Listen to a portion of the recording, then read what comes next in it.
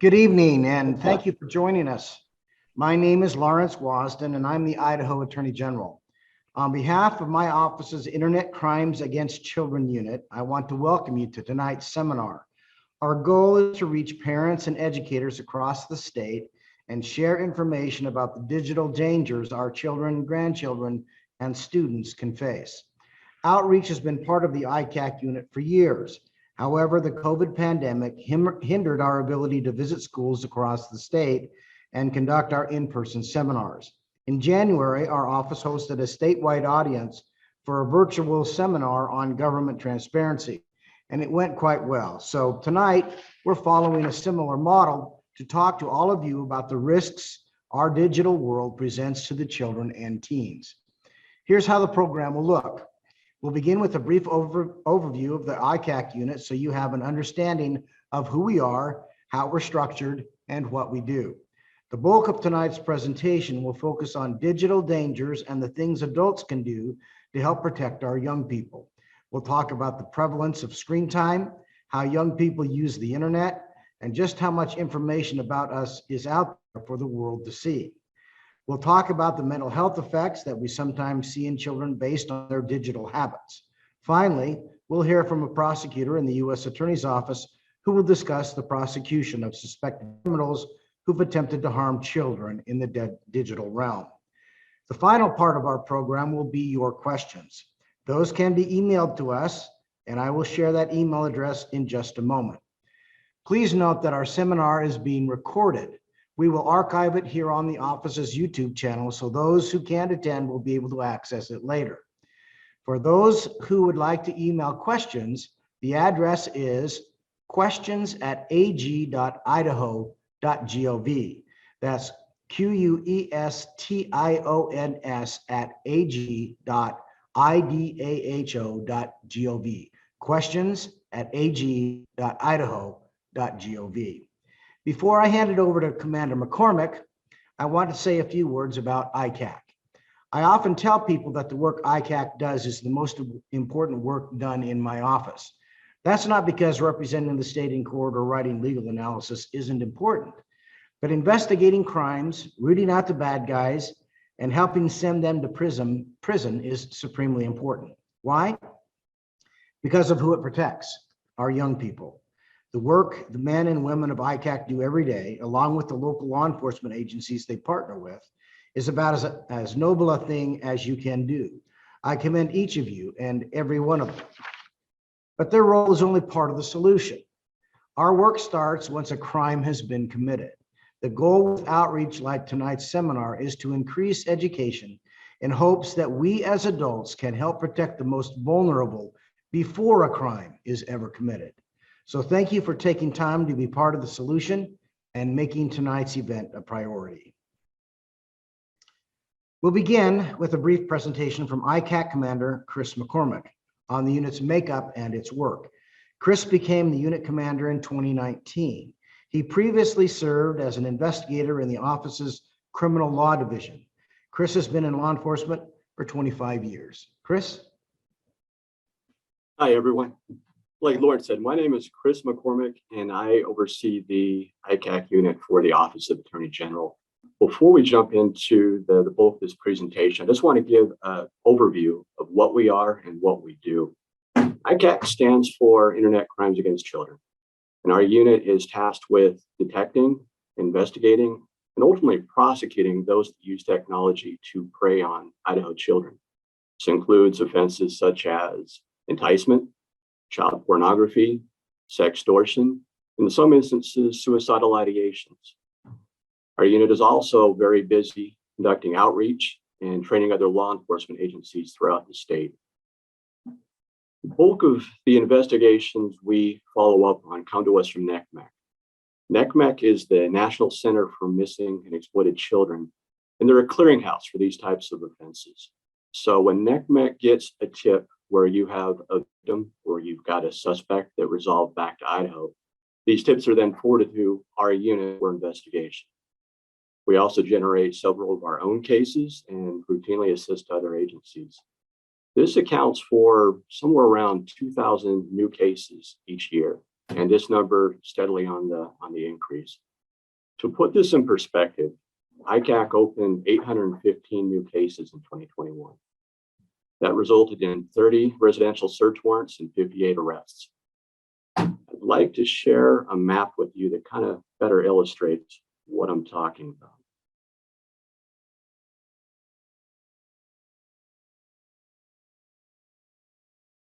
Okay, if you look at this map in front of you, as you can see from Boundary County to Bear Lake, from Waihee County to Fremont, there are very few areas in this state where we weren't active in 2021. We work very closely with our law enforcement partners during these investigations to include local, state, and federal prosecutors. Cassie McGrady with the U.S. Attorney's Office will talk more to this a little later in the seminar.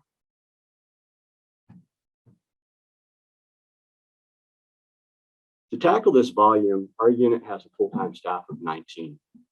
10 of us work directly for the Office of Attorney General, whereas 9 of our affiliate investigators are on loan to us from other agencies. These are represented by Boise Police Department, Caldwell Police Department, Ada County Sheriff's Office, Meridian Police Department, Kootenai County Prosecuting Attorney's Office, the Moscow Police Department, Idaho Falls Police Department, Bonneville County Sheriff's Office will soon be onboarding a new investigator from Pocatello.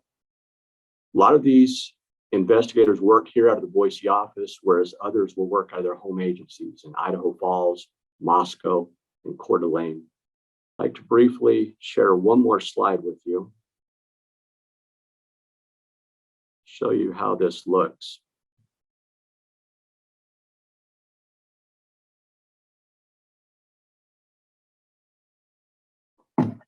So as you can see, they may be based out of a certain city, but these investigators are ultimately responsible for all the cases within the respective regions. So for example, the 2 investigators we have working out of Idaho Falls will work cases out of Idaho Falls, but they're also working cases in Ashton, Montpelier, and everywhere in between.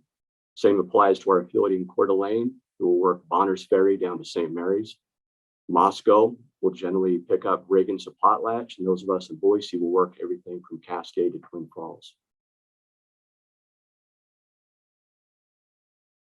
Now that you have a little better idea of what we do, I'd like to turn this over to the rest of the panel to discuss some of the precautions that we as parents can take to protect our kids. Thank you, Chris. Up next is a presentation from ICAC investigator Mark Dalton. Mark has been with the ICAC unit since 2016. In addition to his duties as an investigator, he also conducts much of the unit's educational outreach across the state. Prior to joining ICAC, he served in law enforcement for 15 years in Blaine County. Mark? Thank you, sir. Let me share my screen with you so that I can run this program for you. And now, what I want to appreciate, I thank everybody for coming and joining us tonight. I know this is a huge time constraint on your day, but I really appreciate you coming here because this is important topics that we're going to discuss. Now, what we're going to discuss, this is all open source information. There is no proprietary information here. And this is all presented from the standpoint of what I've watched and I've experienced over the past 20 odd years in law enforcement. Now, please don't take this with any type of condemnation or judgment on you, because what we're going to discuss, some of it may be new, some of it may be things that we've all known, but we just haven't really wanted to come to grips with. But when we all started out on computers, no one, and I mean really no one, explained any of these issues that we were going to be having that we're going to cover tonight.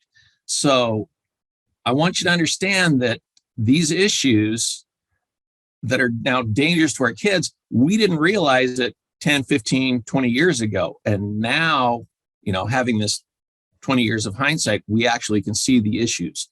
So let me start this program and get you to understand how big some of this stuff actually is. Now, when we talk about how big the internet is, it's huge. If we've got 7.91 billion people on this planet, we have almost 5 billion that are online. We have over 400 or 4.62 billion on social media. They're active social media users. These numbers are vast. And so whenever you type in www.whatever, these are the numbers you're actually tying into. So I need to start getting your brain around these types of things. Now, these are the top 17 social media platforms most used in the world. And what I want you to understand is this is where our kids spend a vast amount of their time on these sites. Now, as you look at these, if you look at these just the top 7,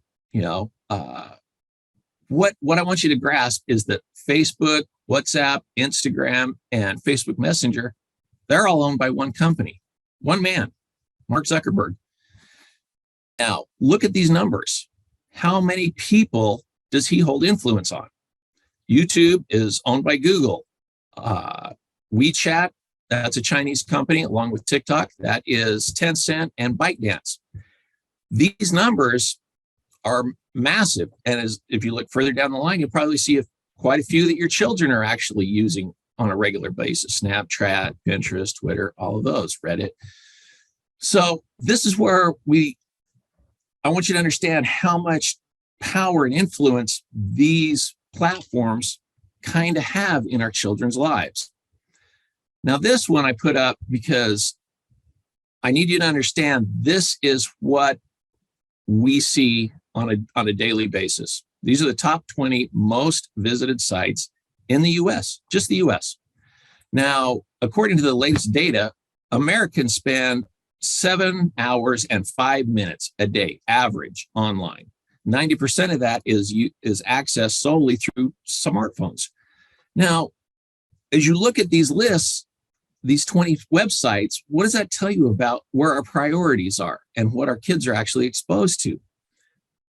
Are you seeing any educational sites on this? You're basically looking at 3 search engines, 3 shopping sites, 2 reference sites, 4 social media sites, 3 news channels, 2 video sites, and 3 adult pornography sites. So if your kids aren't actually looking at it, they're being shown it by friends, because this is where a lot of people spend their time. So we need to start thinking about these things in relationship to where our kids are.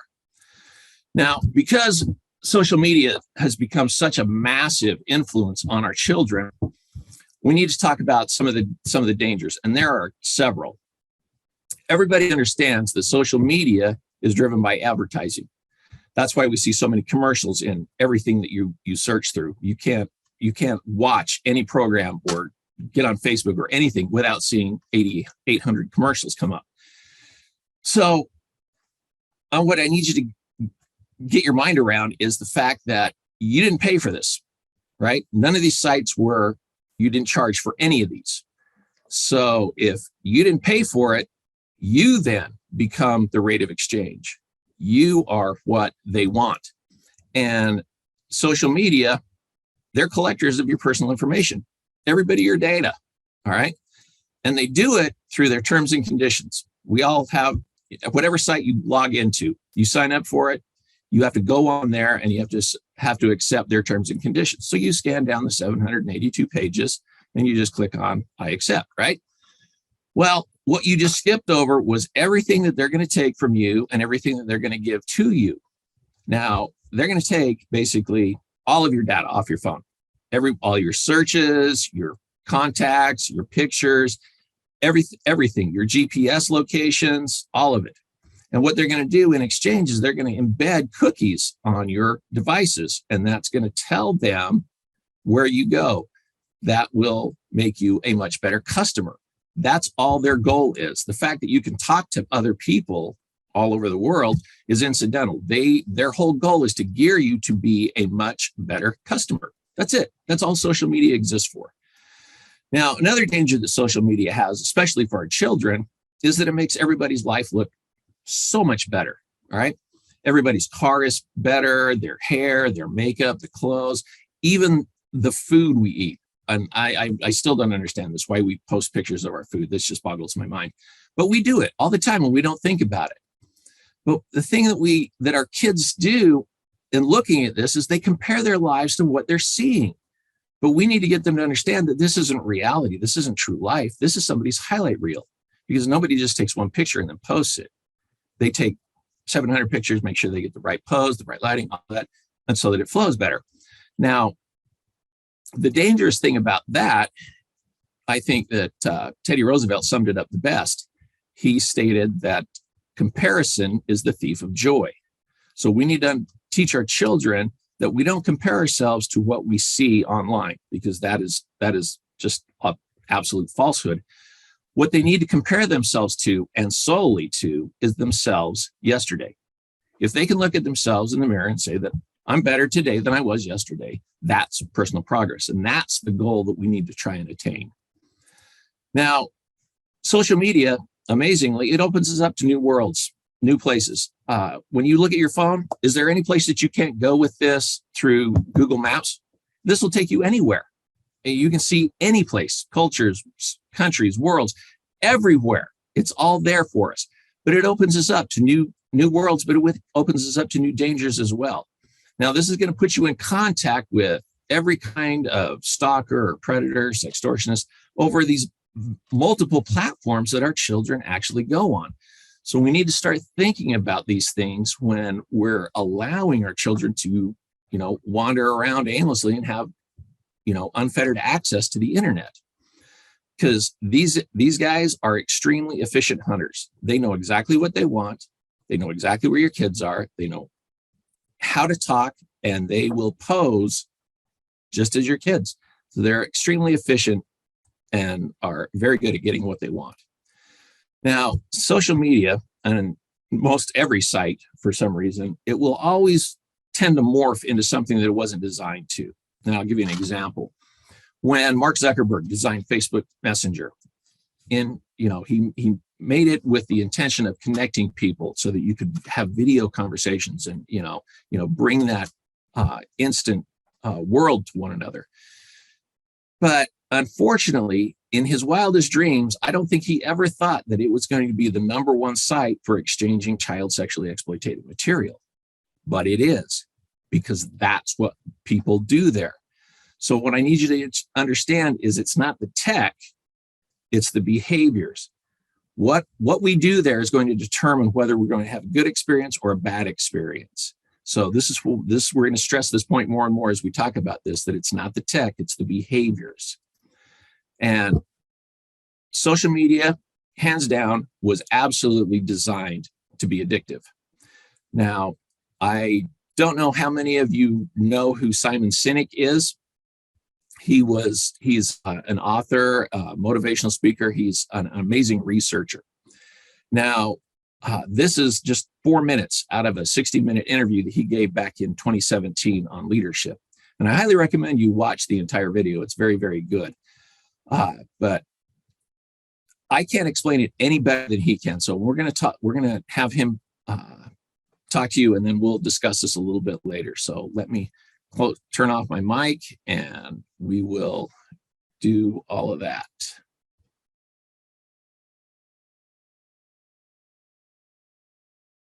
We know that engagement with social media and our cell phones releases a chemical called dopamine.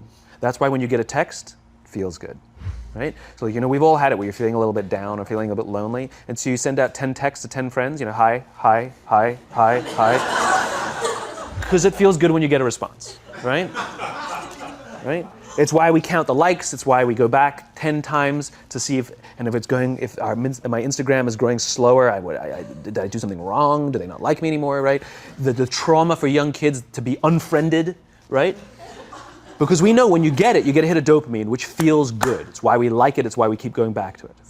Dopamine is the exact same chemical that makes us feel good when we smoke, when we drink, and when we gamble. In other words, it's highly, highly addictive, right?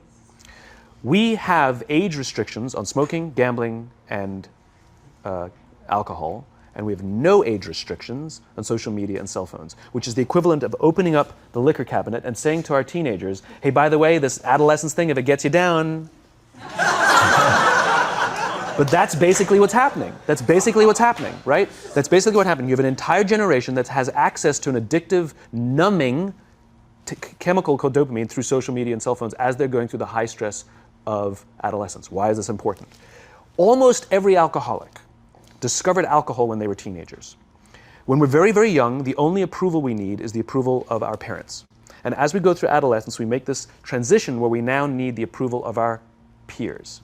Very frustrating for our parents, very important for us. It allows us to acculturate outside of our immediate families into the broader tribe, right? It's a highly, highly stressful and anxious period of our lives, and we're supposed to learn to rely on our friends.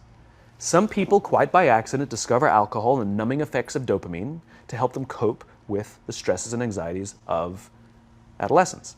Unfortunately, that becomes hardwired in their brains, and for the rest of their lives, when they suffer significant stress, they will not turn to a person, they will turn to the bottle. Social stress, financial stress, career stress, that's pretty much the primary reasons why an alcoholic drinks, right? What's happening is because we're allowing unfettered access to these dopamine-producing devices and media, basically it's becoming hardwired, and what we're seeing is as they grow older, too many kids don't know how to form deep, meaningful relationships. Their words, not mine. They will admit that many of their friendships are superficial. They will admit that their friends, that they don't count on their friends, they don't rely on their friends, they have fun with their friends, but they also know that their friends will cancel on them as something better comes along. Deep, meaningful relationships are not there because they never practice the skill set, and worse, they don't have the coping mechanisms to deal with stress. So when significant stress starts to show up in their lives, they're not turning to a person, they're turning to a device, they're turning to social media, they're turning to these things which offer temporary relief. We know, the science is clear, we know that people who spend more time on Facebook suffer higher rates of depression than people who spend less time on Facebook, right? These things balanced. Alcohol is not bad, too much alcohol is bad. Gambling is fun, too much gambling is dangerous, right? There's nothing wrong with social media and cell phones. It's the imbalance, right? If you're sitting at dinner with your friends and you're texting somebody who's not there, that's a problem. That's an addiction. If you're sitting in a meeting with people you're supposed to be listening to and speaking, and you put your phone on the table, face up or face down, I don't care, that sends a subconscious message to the room that you're just not that important to me right now, right? That's what happens. And the fact that you cannot put it away is because you are addicted, right? If you wake up and you check your phone before you say good morning to your girlfriend, boyfriend, or spouse, you have an addiction. And like all addiction, in time, it'll destroy relationships, it'll cost time, and it'll cost money, and it'll make your life worse.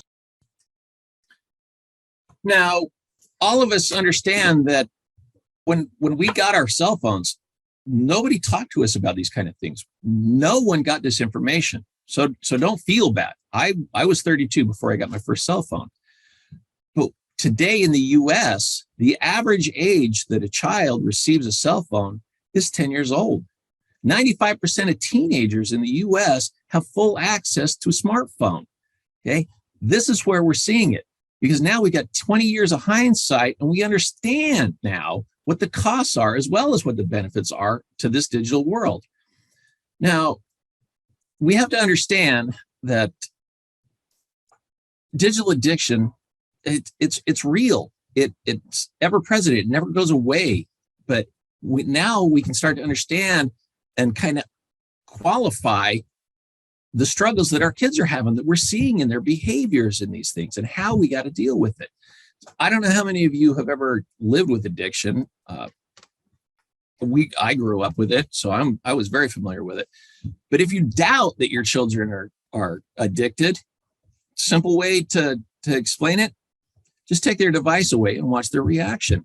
They will react just like any other addict when you take away their fix. It's just human nature, okay? Once your brain gets exposed to dopamine, our bodies are always looking for more ways to get it, especially in young developing minds. So this is why we have restrictions on drug and alcohol for minors. This is why you have to be 21 to gamble, because we as a society, we recognize the inherent dangers in addiction in all of its forms. But this is why social media sites and game designers and even movie producers continually will upgrade and intensify that visual stimulation of their products, because it gives us more of that dopamine hit. And they need us to continue to be addicts, because that's what's going to keep you online. The longer you're online, the more things you're going to see, the more things you see, the more things you're going to buy, and that's their goal.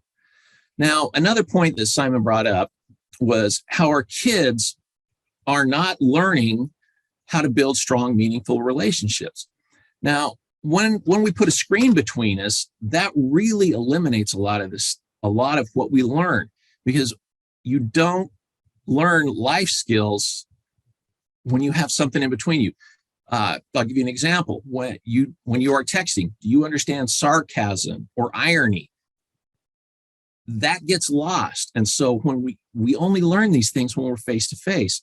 Now, this is where relationships are begun. This is where they're tested. This is where they're tempered, is in the long haul of life, face to face.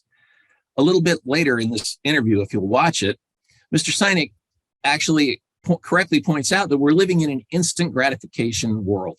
Anything we want is just a few clicks away. So our kids never really learn the art of patience, okay? Over 90% of the youth, 18 to 29, they have actually stated that they use their cell phone to, escape from boredom.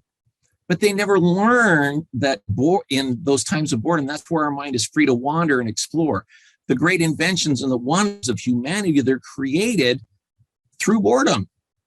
Okay, we need to teach this to our children rather than just handing them a device that we all see all the time, giving it to a toddler just to keep them quiet. We need to get them to understand how valuable boredom can be and try and eliminate and stop that constant dopamine feed that we keep giving to our children. Now, Mr. Sinek said, and this is one of my favorite quotes, he says, everything you want, you can have instantaneously. Everything you want, instant gratification, except job satisfaction and strengthen relationships.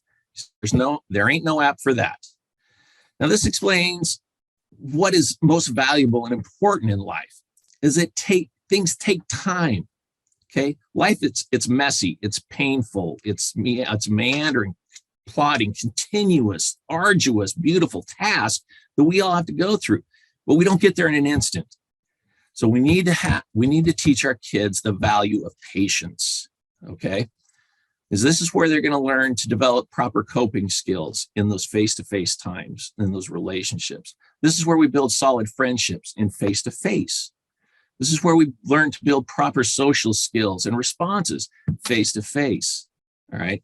Life is learned out here in this world, not on a device, not with a screen. Okay. So don't allow your kids to be used by their devices. Make sure that they know how to use their devices properly. So now I put these out because these are some of the most dangerous things that not just kids, but all of us do, because we don't really think about most of the things we do. And so they're not in any particular order of seriousness. Okay. Now, sending pics. When I first started in ICAC, it was called sexting, and then it became send me a nude, and now it's just send me a pic. We really distilled all value and meaning out of it. So we need to start teaching our children these proper behaviors to value themselves, because not only is it illegal for kids, but this is where it opens us up, all of us, to social ridicule or bullying, sextortion, and especially among our kids. Kids are being extorted at an incredible rate, but it can even lead to worse things than that. The most dangerous thing that our kids do is that they don't know their friends. Okay, when we were kids, we developed really good relationships. I grew up with 5 friends. I'm still friends with them 50 years later. That's what a friend is. It's somebody that you've grown up with, somebody you've known for years. You've been their family. You know everything about them, somebody that you can count on. That's a friend. Now it's just, oh yeah, I like them. I'm clicking on their name. Now they're a friend. We really need to teach our kids the difference and what a friendship actually is. Because if they're not known, they're not friends, are they? Because we have a vast number of sites that we engage strangers on constantly on various online platforms. A lot of our cases now are coming out of gaming sites where our kids will be on multi-role player games. They'll meet with somebody, they'll go into a chat room, and then they'll take it off to a more private area. And before you know it, that's where they access they get to get those sexually exploitative material. So this is where we need to start really working on it. We taught kids stranger danger from the time they were this big, okay? but we never told them about stranger danger online, because I guarantee you the chances of someone in a, white windowless van pulling up next to your kid saying, hey, I got some candy in the back, you want to jump on in? Not going to happen. Very, very rare. But online, every day, our kids are contacting strangers in growing numbers. So we need to start working on that. Unrestricted access, like Mr. Sinek said, this is going to create lifelong issues if we don't get a handle on it, both all mentally, emotionally, physically, relationally.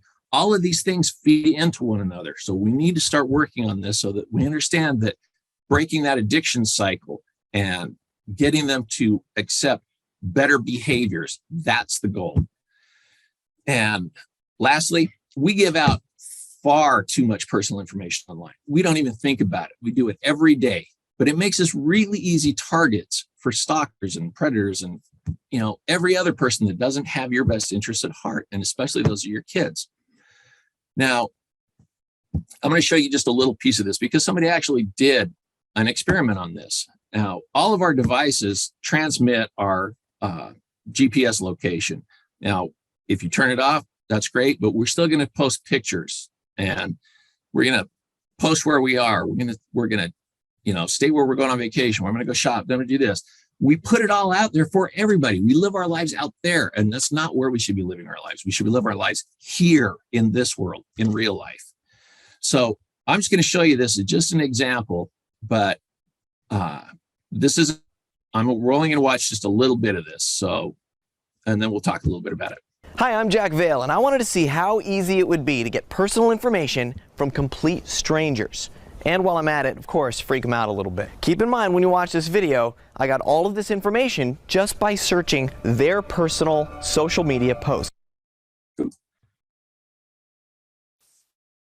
I got it by searching for the closest Twitter, Instagram, and other social media posts to my current location. Let's go. Sorry to bother you. Is your name Jessica? Yeah. Yeah. Hi, I'm Jack. Hi. Hi, nice to meet you. How are you? Good. That's my name. Ashley. Whenever it comes to me and I know who it is, okay. I know it's weird, but I have to shout it out to see if I'm right, and in that case I was right, so. What the f*** right now? Wait a minute. Are you Stephanie? How do you know me? How you doing? I'm Jack. Did you just make that up and you just said that? No, Elena, right? Yeah. Yeah, no. I was just gonna say happy birthday. Someone in your family is referred to as Pops. Is it like a dad or a grandpa or something? You were tripping me out right now. Really? Yeah. Happy birthday. Hi, Jack. Happy birthday to you too, because I know you were actually, I should have said it to you because yours was before hers. But birthdays? anyway, well, it's been like 7 weeks now or something like that. But anyway, good to see you guys. See you later.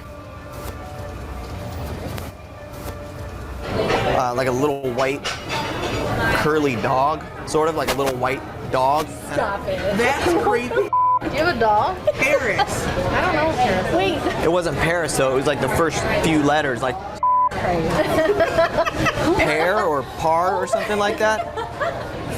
Am I right? I don't know. I didn't know she had a dog. Seriously? I swear to God. Blanca or Blanca? Is that, how did I? Blanca. It's what? Blanca. Blanca. Okay, is that your mom? How do you know all this? Bear, I feel like, or something like. Who are you? I call Paris Pear Bear. Yeah, that's right. Yeah. Cannot. Recently, like, had lunch, dinner, or something like that. Chicken. There was chicken involved, I know for sure. Shut the hell. Okay, so you can see that we really put out way too much personal information, and our kids are totally oblivious to this. These are things that we need to start working with our kids on. Hi, I'm Jack Vick. So now, first of all, I mean, our lives are not the same as what our children experience, not even close. What we learn in school is not even close to what they are learning and how they are being instructed. So we can't use that parallel as this is how I used to do it. We need to think about it on a completely different level. And so we've got a lot of catching up to do to get up to the level that our kids are at, So first and foremost, we need to educate ourselves. Education is the key to safety. But this is the hard thing because most people aren't prepared to do it. It's going to take a vast amount of commitment on your day, and we need to understand what our kids are doing out there. If you don't know, use your kids to help you learn on that. This is going to be another really tough one for you. We need to have open, honest, and often, and I emphasize often, conversations with our kids about their online lives. But we need to get our heads around this before we start talking to them, because they're going to be uncomfortable conversations. So you're going to be talking about things that you didn't really want to talk about, because, like I said, their lives are not anything like what you grew up doing. So be prepared for that, because if you're uncomfortable in these conversations, your kids are going to be uncomfortable in these conversations. Now, next, one of the biggest things that our kids don't understand is they think that, there's privacy, that they can go to, anonymous screens, and that their information isn't out there, and they're completely wrong. So they need to understand there's no secrets. There's no secrets online. There is no privacy online. We gave it all away. We don't have any privacy at all.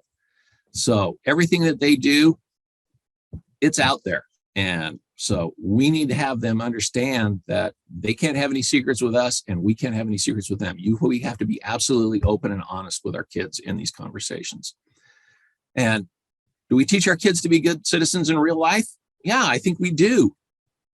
But do we teach them to be good citizens online?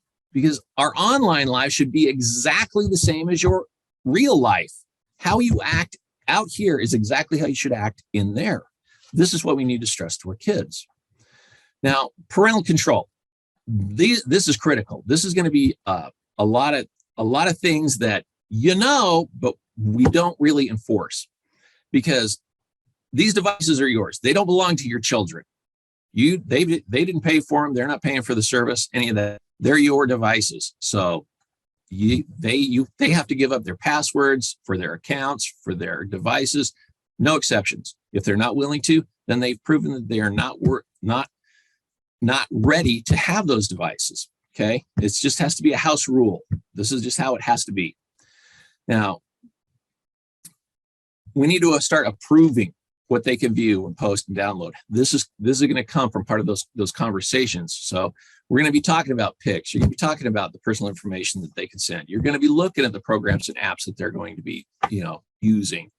And if we do this early, and if it's reinforced often enough, this is where they're going to start developing those really healthy online behaviors. Now, one thing to consider is online contracts with our kids. And we understand that you have to be specific. You have to list out the consequences, but you also have to list out the rewards for the behaviors. You can't have all stick and no carrot, okay? And understand that when you do a contract is binding to all parties, not just one party.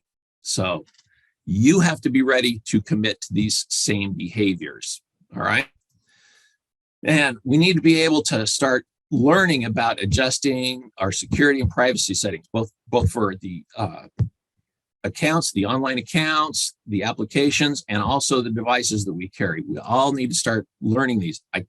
There are vast numbers of videos on YouTube, for example. You can go there and click on any type you want. Somebody will have made a video for you. So that's one of the easy ways around this. Now, this one should be a no-brainer. Most of us know that it is, okay? Our kids should never have their devices in their rooms overnight, all right? First of all, this is going to help control that unrestricted use, okay? It's going to start teaching self-control. It's going to help them get over that fear of missing out, FOMO, that every kid has. Another thing that it will do is most people understand that the blue light emitted from the screen on your phone actually affects your circadian rhythms. That affects your sleep cycle. So if we can take that out, not only is it going to help them get better sleep, it's going to help them get better, do better in school, and have a much better home life. I guarantee it. So if we can start working on that, this is going to be critical in their development. Now, these are going to be the hard ones, because this is where it's going to kind of bind you to it. Now, we need to establish solid personal boundaries, okay? That means no posting their or anyone in the family's personal information. And definitely no sending illicit images to anyone. So ever, because this always will come back and bite you. Every time I teach in classes, no matter where it is, every kid, every group that I talk to, they know that when they send these pictures out to their boyfriends or girlfriends or whoever, that it's not going to stay secret. It's never going to remain anonymous. It's going to come out, but they still do it. We need to start helping them understand about personal boundaries. Okay. Now, another thing, we need to help them develop a healthy relationship with electronics. And this is going to start coming in when we start putting time limits on it and helping them have those sound online behaviors to where they know when there's time to use it and when there's time not to use it. But whatever rules you make, you need to understand that it's going to bind you, because we learn best by example, right? Every single one of us. So you have to be prepared to practice what we preach. All right. If you're going to say no electronics at the table, don't you bring it for any reason. That has to be hard and fast. We have to be able to exemplify the behaviors that we want to see our kids do. So it has to start with us. And this is the one that I wanted to show you.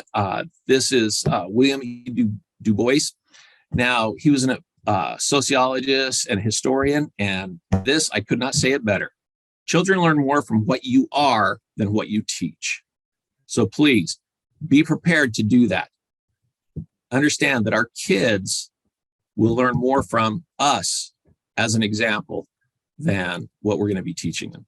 Now, if I can give you 3 simple safety tips that just quick, easy, if you'll start these, you'll start to see a huge difference in your life. First of all, it's not the tech, it's the behavior. Tech will always be there. So, and tech always changes. So please don't try to focus on the tech, focus on their behaviors. Teach them solid, simple behaviors. How you act out here is exactly how you should act in there. Stranger danger is vastly more important online. Like I said, if they don't know who they're talking to and sharing with, they don't need to be doing that. They shouldn't be contacting strangers. So, and this is one thing that kids really have a hard time. Once you hit send, you can never get it back, okay? We need to help our kids understand that what you post now or send out now, it may come back to haunt you, because the internet's forever. It always comes back to haunt you. Especially in years from now, when they start looking for jobs or wanting to join the military or apply for colleges or any of that stuff, everyone is cyber vetted now. So everything you used to do will come back to haunt you. So please start teaching our children about that. Now, this is our website. We designed this and put this up a couple of years ago. And we did this kind of a one-stop resource for parents. So if you'll go on to the Kids, Teens, and Parents and click on that button, these are all hyperlinks that we use that we've already programmed in. So you don't have to go searching for it. It's already here. You just click on it and it will take you to these. So I highly recommend that you go on here, search around, see what you like, then take your kids there and start to do this together, because it's only together that we're going to start learning from one another.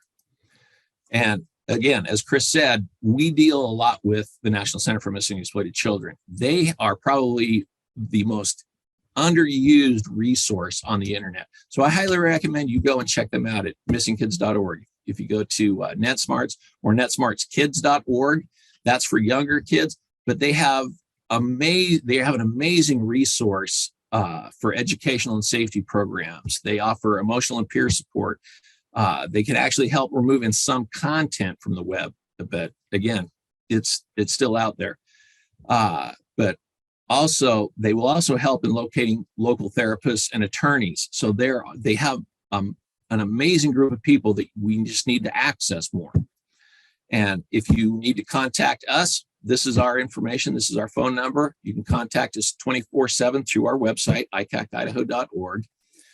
And on there, you can actually even request presentations. And I'm more than happy to come out and talk to anybody. So that's the end of my presentation. I'll now pass it back to Attorney General Wasden. Thank you very much, Mark. Very interesting stuff. Now, as I mentioned earlier, our presenters will be taking audience questions near the end of the program.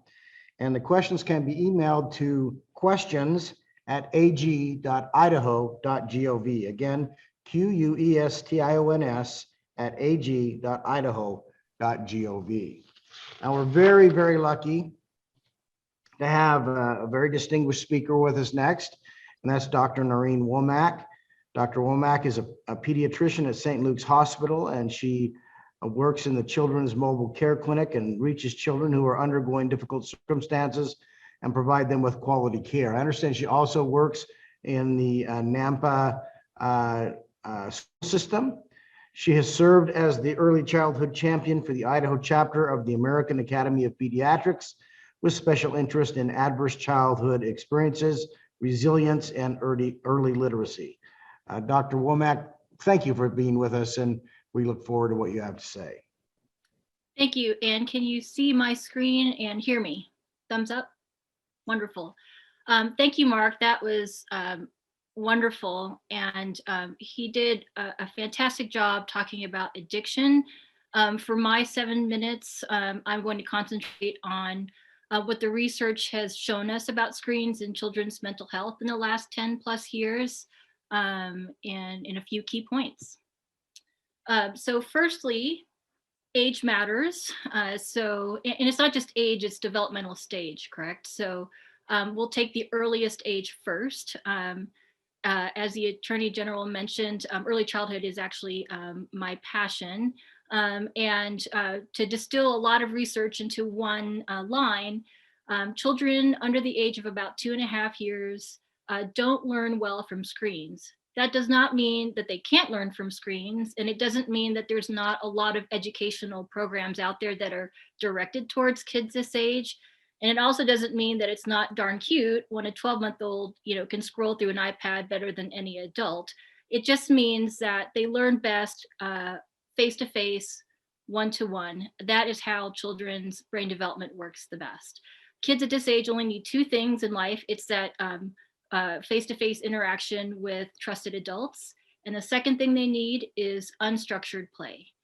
Screens don't play a role. So we in the American Academy of Pediatrics just ask that, you limit the screen time to things like FaceTiming with grandma who lives out of town, or reading an ebook at night with your child, things like that.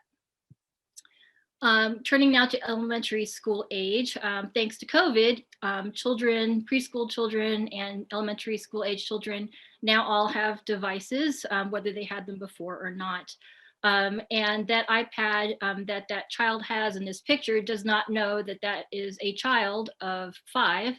That could be an adult, it could be a teenager. And so unless there's parental controls there, children can, and children are currently watching things like excerpts of The Exorcist and The Terminator, R movies, pornography. They like to show each other. That's kind of the new epidemic that I see working in the schools, is kids showing each other these videos on YouTube, and it's happening unless you control it.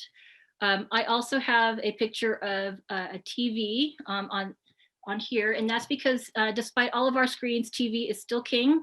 About 100% of US households have a TV still. And that is the case even if that house does not have running water or indoor plumbing.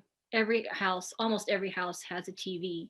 And a sobering statistic is that if your child has a TV in their bedroom, their chances for obesity doubles. So even if you think that that TV is good for white noise and helps your child sleep, that is actually not the case. And if it's not too late, get those TVs out of those kids' bedrooms.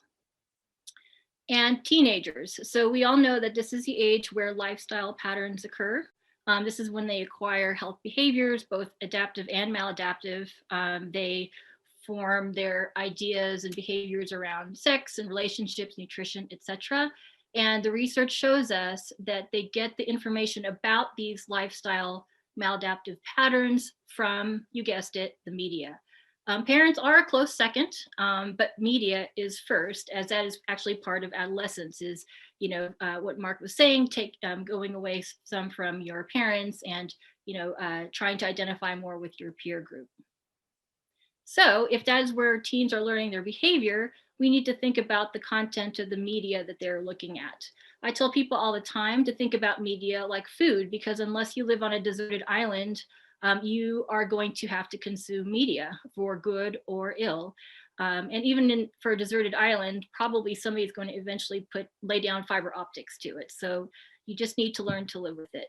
And so the content can look like violent video games, which I have here equated to junk food, or it can look like high quality research-based educational programs, which is kind of more like eating your healthy foods. Violence in media has been studied for a long time. Every time there is a school shooting, the question comes up, is that because of violence in media? Is it because that child watched or played all those violent video games? And it's not a simple cause and effect necessarily, but there's been enough research over enough years that we do know some things. Firstly, violence does increase fear and anxiety, especially in those elementary school kids who are on YouTube on their iPads. And if you can imagine them watching excerpts from The Exorcist or some other horror movie, they don't really have a context for that.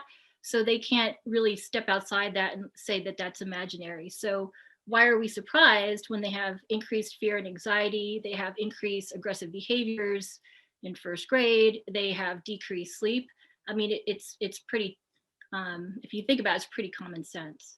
We also know that violence can desensitize and change not only children, but even adults' expectations for what is right and what's wrong. And it shifts the social norm. Maybe a little bit of violence is okay. You know, too much is not okay, but maybe a little bit is okay if we watch enough of it and we're saturated in it in our daily lives. And then, yes, there are those kids who do have increased aggressive thinking and then ultimately aggressive behavior. And even though it's not that common, it's fairly rare. Obviously, one school shooting is one too many. Social media, I think Mark did a really good job of covering this. They're the richest companies in the history of since there were companies. And just like he said, if you're not paying for the product, then chances are you're the product. And in the movie Social Dilemma, I didn't make this up, but I love the line. There are only two industries that call people users: drug dealers and social media.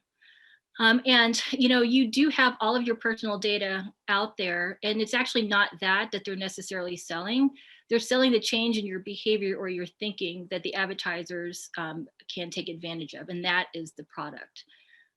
Fake news propagates 6 times faster on Twitter than real news, and that's because it sells. If somebody who is a flat earther, if somebody thinks, if there's an algorithm that thinks that that flat earther is going to click on something that says that the COVID epidemic is fake, then that is the push notification that that person's going to get. It's not because Twitter is evil, it's because that is what they're going for, is more hits, more clicks. So we now live in a world where internet connectivity to other people is vital. But never for a minute forget the fact that what is connecting you to those other people are third parties that are at the center of it all, with very fancy algorithms whose agenda and interests may be different than yours. And as Mark mentioned, we are vastly behind in regulation, privacy, design, and safety protections.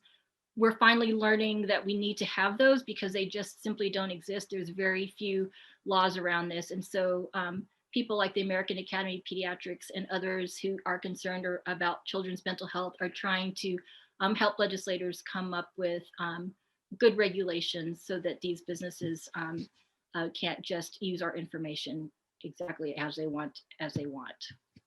And I think Mark also mentioned this, between the ages of 8 and 18 years of age, the amount of time children were spending on media, not even taking into account school time, and this is pre-COVID, was 7 hours and 38 minutes. And again, once we found out that number, then the research asked, is this too much? And the answer is, yes, it is. What they did is they took light users versus medium versus heavy users. They looked at grades, school attendance, happiness, and I don't think anybody was surprised that heavy users struggle in those categories. Make no mistake, there is a pediatric mental health crisis. It was there before COVID. COVID certainly exacerbated it. It's been declared by the American Academy of Pediatrics, other organizations, the US Surgeon General just this past October. As I mentioned earlier, I am a pediatrician who does school-based clinics in Nampa. And would you believe me if I tell you that in the last 2 years, at least when schools have been open, I have seen more anxiety, more depression, more ADHD symptoms, more aggressive behaviors in elementary school kids, conduct disorder than COVID, strep, otitis media, which is ear infections, influenza, cold visits combined. I've seen more mental illness. And this is not in any way, shape, or form any sort of referendum on Nampa, because this story that I just told you, which is quite distressing to me, plays out with all my pediatric colleagues in Boise, all across the state of Idaho, and all over the US. And does media play a role in this? Yes, it does, is the short answer. So this list of advice is going to look very similar to Mark's, so I'll go through it quickly. We control our children, and we get to control what our children do. The internet does not, even though they want it.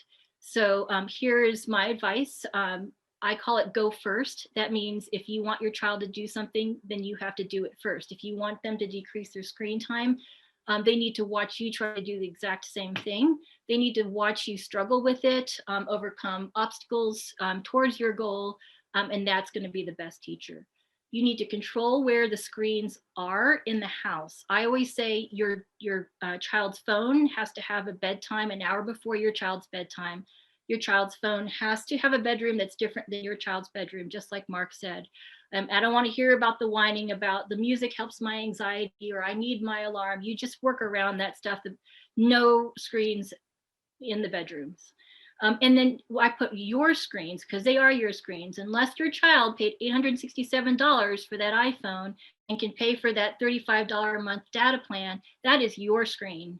That is your iPad, that is your iPhone, that is your, fill in the blank. And so you get to decide where they are and when and what they watch. Wait till 8th. It just basically means at least wait till they're in 8th grade before you get them a phone. There's always going to be exceptions to that. Single moms who work full time, etc. But if there's any way you can wait till at least 8th grade, that's probably the best. Like Mark mentioned, use contracts and controls. If you don't know how to do this, use the internet and find that. I think ICAC would be a fantastic place to start. Play their game. I let my 2 teenage boys play some violent video games, but I try to sit there and try to understand why they like it so much, and why do you find it satisfactory to blow that guy's head up, and why do we hate him so much? And that is the start of those conversations. 5210 is simply 5 servings of fruits and vegetables every day, 2 hours or less of screen time every day, 1 hour or more of going outside and playing every day. And then the 0 is 0 sugary drinks. So that's just something that we pediatricians like to mention to families. So bring back boredom, like Mark said. Somebody asked Einstein when he was a lot older how he thought of thought experiments that helped him come up with the theories of relativity. And because he did it at the time when he was a patent officer, he wasn't even actively working on physics. And he told the interviewer it was because he was bored. And I listened to Dr. Rich, a pediatrician, some years ago, who said he'd rather have his kid break his arm falling out of a tree than play 1 more hour a day of Minecraft, because it meant at least he was in a tree. And then please join organizations and other parents in seeking to improve protections for our children's sake in terms of media. The regulations are, like I said, almost non-existent, and there is we are starting to understand the mental health issues. We're starting to understand the role media plays in it. And legislators, both state and federal, are learning this. And so we really need to, as parents and concerned citizens and relatives of children, stand up collectively and say, we're not okay with this. And that's all I have. And I think we're going to take questions at the end. Thank you, Doctor, very much, and very much appreciate your taking your time to join us this evening. Our final presenter of the evening is Cassandra McGrady. She's a prosecutor in the U.S. Attorney's Office for the District of Idaho. She joined the U.S. Attorney's Office as an assistant United States attorney in 2018. She currently serves as the district's Project Safe Childhood and Human Trafficking Coordinator. She previously served for more than 7 years as a deputy prosecuting attorney in the Ada County Prosecutor's Office. Cassandra, welcome, and thank you very much for being with us. Thank you very much, and good evening, everyone. I very much appreciate the opportunity to be a part of such an important event and to speak about the efforts of the U.S. Attorney's Office along with our partners to combat child exploitation. I want to emphasize the importance of everyone in our community coming together with the shared goal of protecting our most valuable resource, our children, from sexual predators. Combating child exploitation and abuse truly does require an all of community response. No parent, no educator, no church, no legislator, no law enforcement agency, no prosecutor, no judge, no one can go at it alone. We all must be united in our efforts to ensure that our children have a safe environment in which to grow, learn, and play, especially when they are using electronic devices and the internet. And it really does start with all of us increasing our awareness about the risks that children face online, which is why events like the one you are attending tonight are so very important. We are very fortunate in Idaho to have a team of experienced and talented investigators and prosecutors who are very dedicated to combating child exploitation. This team includes partners at every single level, city, county, state, and federal. At the local level, our team includes police departments, sheriff's offices, tribal law enforcement, and prosecuting attorneys' offices from all over Idaho. At the state level, we of course have the ICAC task force who is hosting this event and whose investigators are subject matter experts when it comes to internet facilitated crimes against children. This task force, as you heard, is made up of investigators who work for the Attorney General's office, as well as all of the other law enforcement agencies across the state that Chris McCormick mentioned in his presentation. The Idaho State Police is also one of our state partners. At the federal level, we have the FBI, Homeland Security Investigations, the United States Marshals Service, the United States Postal Inspection Service, and our office, the U.S. Attorney's Office for the District of Idaho, which is led by U.S. Attorney Rafael Gonzalez. And I just listed a lot of people, but it truly does take all of these agencies coming together for us to address this problem. And I personally am very honored to be a part of Idaho's law enforcement team. And I can attest to you that we are all working tirelessly to protect Idaho's children. As Attorney General Wasden mentioned, I am currently the coordinator of the Project Safe Childhood program, which is the Department of Justice's nationwide initiative to combat the growing epidemic of child sexual exploitation and abuse. Protecting children from sexual exploitation has long been a priority of the U.S. Attorney's Office. Our main office is located in Boise, but we have branch offices in Coeur d'Alene and Pocatello, and we are responsible for handling child exploitation investigations and prosecutions in and affecting Idaho. In 2022, our office is projected to file more Project Safe Childhood cases than ever before. In fact, we expect our case filings to increase 22% over the preceding 4-year average, which was already at an all-time high. This is a very alarming projection because it means that the threat to our children is real. It also means that the threat to predators in our community is real because we prosecute them. Most federal defendants are sentenced to more than 5 years in prison, and on many occasions, much, much more than 5 years. In fact, last year we had 9 federal defendants receive sentences of 20 years or more for egregious child exploitation offenses. A significant percentage of our federal investigations are brought to us by the ICAC task force, and our strong partnership with the task force has permitted us to successfully prosecute many dangerous offenders and keep the community safer. I wanted to talk a bit about the nature of the cases we have recently been prosecuting because it is alarming. Online predators have begun to use technology in more sophisticated and deviant ways to exploit children. It increases on the daily. We have prosecuted offenders here in our community who have sexually abused children, recorded the abuse through photographs or videos, and then distributed or even sold the images to other people online. We've prosecuted numerous cases where offenders have used social media applications to groom children and persuade them to take and send explicit pictures of themselves, which get further distributed online. We have prosecuted cases where adult offenders have pretended to be teenagers online and convinced numerous teenage victims to be in online sexual relationships with them, never having met them in person. We have prosecuted cases where offenders have been part of online chat groups that are specifically dedicated to the trading and sharing of explicit images of children and to discussing the sexual abuse of children. These are just a few examples of the kinds of cases we have prosecuted recently, but what each one has in common is that a real child was hurt, a child was damaged, a child was exploited, and through good law enforcement work, we were able to remove a predator from society. And our office is very proud of these prosecutions and the justice that they brought for the victims and their families, but through education and resources, including this program tonight, fewer children will be victimized and the community will thereby be safer. As Attorney General Wasden said when he began the program, we want to intervene before there is a criminal case. So we encourage everyone to raise their awareness, to learn more about the technology children are using. Please talk to the children in your lives about internet safety.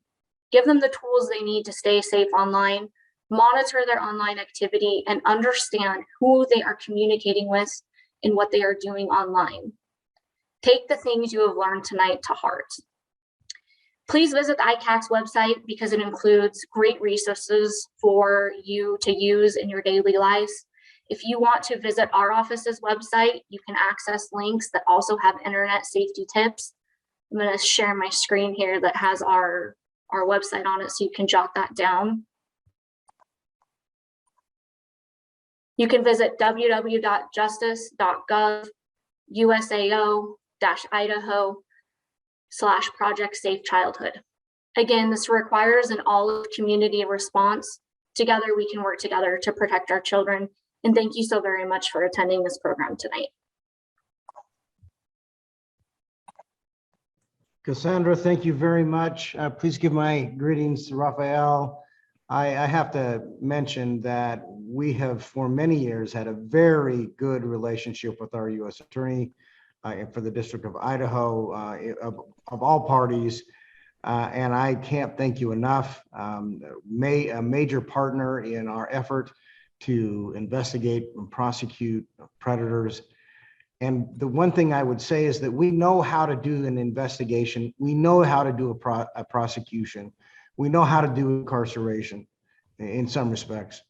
But what we cannot do very well is we cannot put together a child once that child has been injured. We're not good at a society of helping that child. Dr. Womack, thank you so much for your efforts in that regard. But our effort tonight and what we are trying to accomplish is to prohibit those children from becoming a victim in the first place. That's the best medicine that we can apply here. So with that, that concludes this evening's presentations. We'll now answer some audience questions. Again, the email address for questions is questions@ag.idaho.gov. Scott Graff, my public information officer, will relay your questions to the panel. And Scott, we're ready for whatever questions have been asked. Thank you very much, General Wasden. Thank you to all the panelists, and thanks to all the parents and educators across the state who are watching. We appreciate this. Questions@ag.idaho.gov. Our first question is from a parent panelist who is expressing concern over the unregulated access, as he terms it, to the internet in middle and elementary schools. Do you share that concern with the amount of access that our schools are giving kids? Dr. Womack or Mark, do you have thoughts? I think it's very dangerous because the most dangerous thing that happened was when COVID actually hit. The schools were in a rush to do just online schooling, and they gave out tablets to every student, but they didn't include any kind of IT oversight or parental control on these devices. So they were wide open for every kid in the schools all over this country. And they had full access almost 24 hours a day when their parents were at work. And I know that our caseload reports that came into NCMEC went up 97% in 1 year. Is anyone aware of any curriculum plans in schools in Idaho to teach behavior and technology, curriculum similar to what we're discussing tonight for adults? I'm not aware of any curricular programs that the school districts or superintendents have set up. We are more than happy to come out and do parents presentations anytime, anywhere. Unfortunately, the average that I get when we do parents programs is about 6 parents. So this is going to require a much deeper commitment on the parents themselves. So that leads in well to our next question, Mark. How can we get an in-person training from ICAC at our school? It's really easy. If you go to our website and you scan down to the bottom of the page, there is a tab that says request a presentation. Just type in your information and it will come to us. And our website again? It's ICACidaho.org. Okay. ICACidaho.org. Dr. Womack, this is probably a question for you. You mentioned the numbers with no more than 2 hours of screen time. Does that acceptable amount of time increase as kids get older?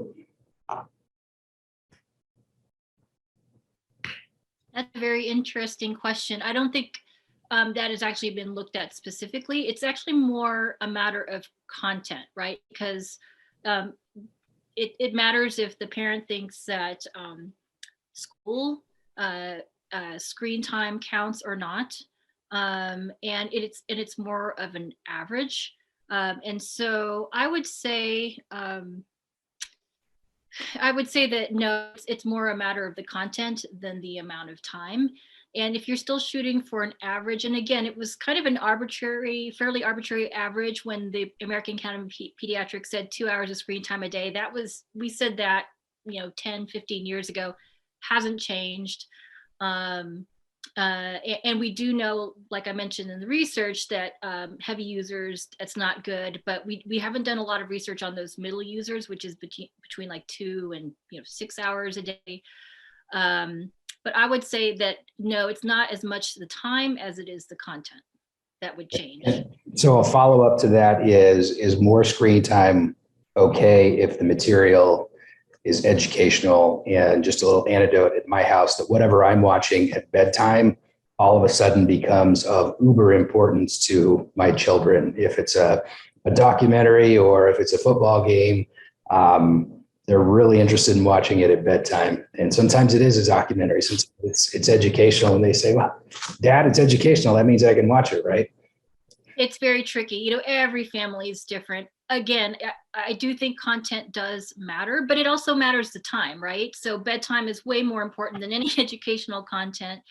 And the parents still have the final say. But yes, if it's educational content, especially if you're watching together, that's so invaluable versus like a kid who's upstairs in their bedroom, playing a game versus they're watching a movie like Social Dilemma, sitting next to their parent and talking and having a very open discussion about what they're learning. Two very different things, right? Even though they're both screens. Okay. Did that answer the question? Yep. Mark, Dr. Womack, probably either one of you, are there current apps that are especially concerning to you, or that you would just insist that kids don't have? That's kind of the cookie jar analogy. If I tell you don't go here, that's where the kids want to go. So we don't usually specify which sites they shouldn't go to. It's pretty much we need to familiarize ourselves with where they go and what they do when they're there. That's where it becomes more important. Agree. Question about the contracts you mentioned, Mark. Can you explain more about what you mean when you mention contracts with children? Yeah, absolutely. There are many sites, and we have them listed on our website. If you click on those, they'll have a contract format, and you need to detail it according to you and your family's needs. Like I said, you need to be specific and, be as detailed as you can, both on, the cause and effect, but, you have to do the pros and the cons for their behaviors as well. And like I said, those are on our sites. NCMEC actually has several examples of that as well. So either site would be a good place to start. Question. And Mark, when you say NCMEC, tell us again what that means. That's the National Center for Missing and Exploited Children, and they are an amazing resource. I highly recommend them. I knew the answer to that question, but I knew you did. And last call, we're over on time here, but last call for questions. It's questions@ag.idaho.gov. Question that just got emailed in: is there any prevention/education being done to educate boys, parentheses, as I assume most predators are adult men, on the consequences of this kind of behavior? Dr. Womack or Mark, are you aware of any such thing? Go ahead, Dr. Womack. No, not that I'm aware of. I was actually hoping you could answer that, Mark. Well, that was gonna be my response. Is there we really don't have any programs, and there's no curriculum or criteria for that. The thing that most parents need to understand is that when a male child is affected or offended upon, they are very, very reticent to report it. So our stats are actually very skewed. It shows, like, for example, in our sextortion cases, 78% are female and only 15% are male. But that is an underreporting because most boys won't report. Sandra, I guess the question perhaps for you on what is supposed in this question, the basic premise that more predators are male. I write the press releases when we have an ICAC arrest, and in 5 years, I think we've maybe had one or two that involved a female. Does it seem like the vast majority of those accused of these crimes are in fact male? I would say if you look at the statistics, that's probably accurate. However, I do want to point out we do have a good number of female offenders, especially online offenders, and female and male victims. It's all across the board, and it's all across all electronic platforms. And so we really can't pigeonhole anybody as an offender or victim. We need to be aware that it's across the board. And Scott, if I might add, that victims come from all levels, socioeconomic levels, and offenders come from all socioeconomic levels across the board. Yes. Excellent. All right, very good. That will do it for our questions. Attorney General Wasden, if you would like to make your concluding remarks, you can. I will defer to you, sir, as whether or not you would like to go with a quick lightning round of closing comments from our panelists. We didn't build that in, but we're only 6 minutes over right now. So we're going to do a lightning round. Dr. Womack, thank you for being here very much. Closing comments from you quickly. Oh, no, just, you parents are doing a good job. We can only do, our best. And as long as your kids know you're trying and that you care about their use, even if they grumble about it, that means you're doing your job. So keep up the good work. And Dr. Womack, thank you so much for your expertise and your willingness to participate with us tonight. Cassandra, Also, thank you for your tremendous expertise and your willingness to stand up and prosecute hard cases. What are your closing thoughts? I guess she stopped thinking. Thanks, Cassandra. Mark, a few closing thoughts from you. Absolutely. Thank you, sir. Being able to make these presentations and come out and talk to your kids in schools all over the state, this is the best part of my job. And so I want to thank you. I have met some amazing children all over this state, and it all comes from you. So don't fret about what we've talked about. The most important thing is just start now. Wherever you are, just start now. And like I said, it's daily commitment, and we lead by example. So good luck. Chris. Echo what everybody else has said. One of the biggest takeaways here is be engaged. Know what your kids are doing, have these candid discussions, know the platforms, know what they're doing. Probably the biggest thing is let them know that you are there to turn to. If they get themselves in a bind, the last thing you want them doing is getting advice from, their buddy or their friend. Probably not going to be the best advice. Let them know that regardless of what they get themselves into, you're there for them. And the two of you guys, the three of you guys, the family will work through this. I'll give you a quick lightning round. What comments do you have? So just a bit of housekeeping for everybody. Thank you again for being here. We've recorded this. It will be archived on the Office of the Attorney General YouTube channel. A lot of folks couldn't make it. I know, soccer's underway again, T-ball's underway again. Everybody is absolutely busy. We put this in the evening to try and keep it out of the workday, but we still know that a lot of people can't be here. If there are people in your life who you feel like want to hear this message, need to hear this message, we would encourage everyone to go to YouTube once we get it up later this week, post it there and share the link so we can get this message out to folks and people can kind of start to understand the seriousness of the situation. Well, I wanted to give thanks to Dr. Womack. Thank you so very much. And for Cassandra McGrady, thank you for both of you bringing your expertise. Mark and Chris, thank you as well. And thank you for the work you do in my office. I genuinely appreciate it. Scott, thank you for putting this all together and helping with all the technology and making it work. Our goal tonight was to introduce all of you that were participating, and let me also thank you for being with us. We were attempting to educate you on the potential dangers and connect you with resources to help you continue the conversation.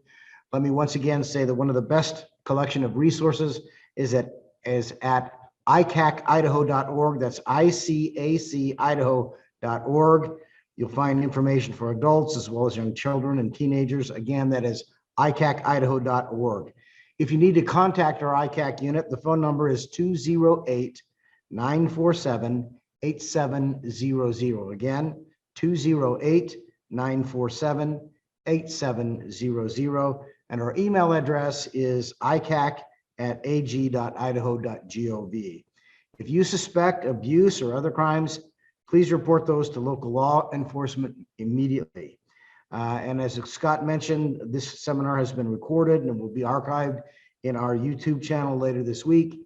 If you think this has been helpful, consider sharing it with others, other parents, educators, or anyone who might benefit. And again, please feel free to contact us. We would love to make an in-person presentation. And we believe that educating you is the best way of protecting our children. Again, we want to prohibit them from becoming victims in the first place. Thank you for your time and attention. And to all of you, I say good night. Thank you.